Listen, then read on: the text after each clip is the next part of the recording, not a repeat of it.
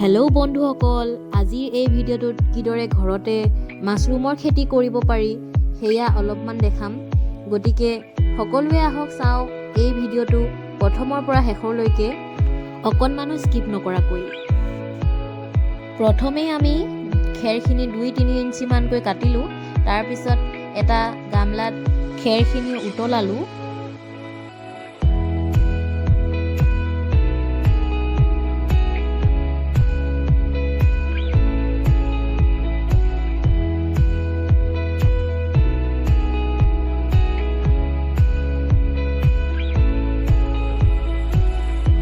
এতিয়া আমি খেৰখিনি কাঢ়ি ল'লোঁ।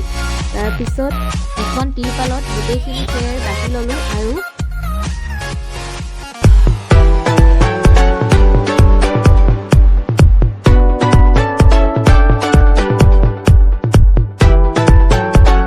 ঘৰটো দেখাই দিছোঁ। মাছৰুম য'ত আমি থ'ম সেই ঘৰটো বাহিৰৰ ফালে কেনেকুৱা আৰু ভিতৰৰ ফালে কেনেকুৱা চাওকচোন।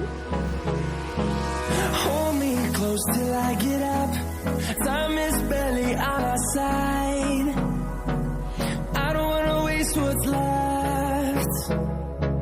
The storms we chase are leading us. এইটো খেতিৰ কাৰণে প্ৰথমে আমাক বীজ লাগিব, মাছৰুমৰ বীজ, আৰু আমি এটা পেকেট 4 ভাগকৈ কৰিলোঁ। তাৰপিছত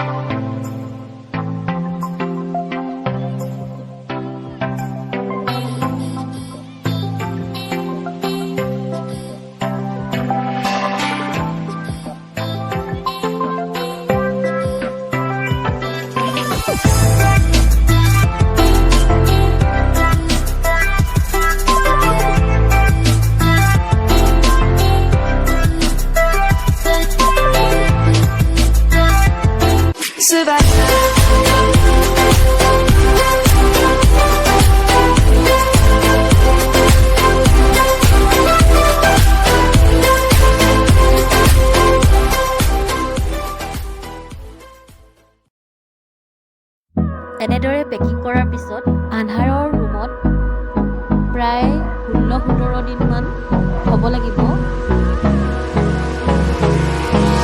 Hold me close till I get up, time is barely on our side.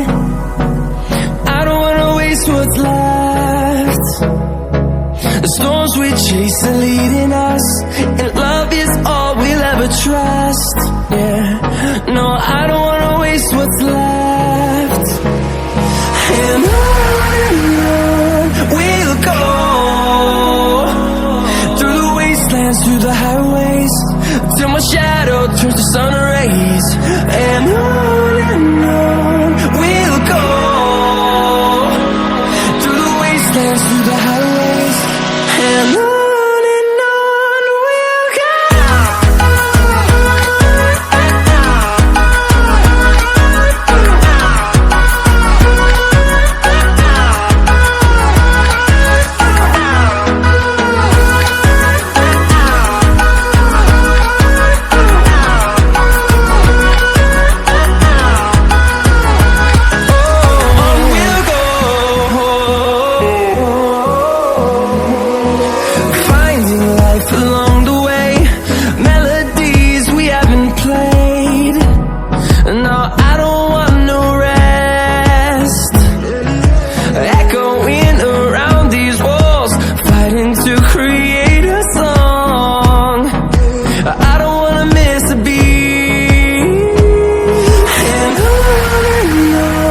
we'll go.